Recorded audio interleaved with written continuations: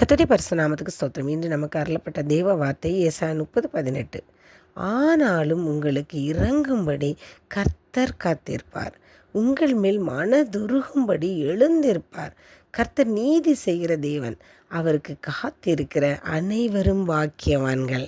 இந்த வசனத்தில் 2 காத்திருப்பை பற்றி சொல்லியிருக்காங்க. முதல்ல கர்த்தர் நமக்காக காத்திருக்கிறார்.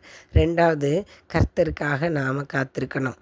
கர்த்தர் எதுக்காக நமக்காக காத்திருக்கிறார்னா, ஆனாலும் நம்ம அவரை விட்டு பிரிஞ்சிருந்தாலும், அவருடைய வார்த்தைக்கு கீழ்ப்படியாமல் இருந்தாலும், அவருடைய வார்த்தையின்படி நடக்காமல் இருந்தாலும், நம்ம பிள்ளைகள் திரும்பி வரும், நம்மை பற்றி கொள்ளுன்னு சொல்லி கர்த்தர் காத்திருக்கிறார். நமக்கு இரக்கம் செய்வதற்காக காத்திருக்கிறார். அவர் நம்மேல் மனதுருக்கமுள்ள தேவன். அதனால தான் நம்மேல் மனதுருக்கத்தோடு எழுந்திருக்கிறதுக்காக அவர் காத்திருக்கிறார். ஏன்னா அவருடைய பிள்ளைகள் ஒன்று கூட கெட்டு போவது அவருக்கு சித்தமே இல்லை. அத்தனை பேரும் திருந்தி அவரை ஒரு வழியில் நடக்கணும், அவருடைய பிள்ளைகளாய் மாறணுங்கிறது தான் அவருடைய விருப்பம். அதனால தான் இரக்கத்தோடும் மன உருக்கத்தோடும் காத்திருக்கிறார். நம்ம அடுத்து பார்த்தோம்னா, கர்த்தர் நீதி செய்கிற தேவன். அவர் நீதி உள்ள தேவன். அதனால் அவர் எப்படி நீதி செய்வார்னா, அவரவன் செய்கைக்கு தக்கவாறு பலனளிக்கிற தேவன். நம்மளுடைய செய்கைகளுக்கு தக்கவாறு தான் பலனளிப்பார். அதனால் நம்ம அவர் கர்த்தருக்குள்ளே வந்துட்டோம், இப்போ அவர் வார்த்தைப்படி நடக்கிறோம், கீழ்ப்படிந்து இருக்கிறோம், ஆனால் இன்னும் நம்மளுக்கு ஆசீர்வாதம் வரலைன்னு சொல்லி நம்ம அவசரப்படக்கூடாது. ஏன்னா நம்மளுடைய செய்கைகள் எப்படி இருக்குன்னு பார்த்து தான் கர்த்தர் நமக்கு திரும்ப பலன் தரக்கூடியவராக இருக்கிறார்.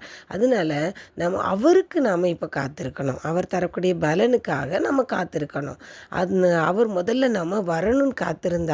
அதே போல் நாமும் அவர் தரும் பலனை பெற்றுக்கொள்வதற்காக காத்திருக்கக்கூடியவர்களாக இருக்கணும். அப்படி காத்திருக்கிறவர்கள் தான் பாக்கியவான்கள்.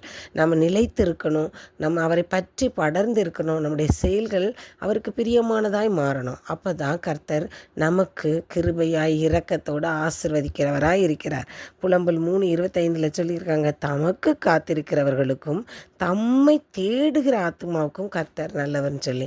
அதனால் நாம் அவருக்கு காத்திருக்கிறவர்களாகவும் நம்ம ஆத்தும பலத்தோடு அவரை தேடக்கூடியவர்களாகவும் இருந்து அவருடைய ஆசீர்வாதத்தை சுதந்திரித்து கொள்வோம்.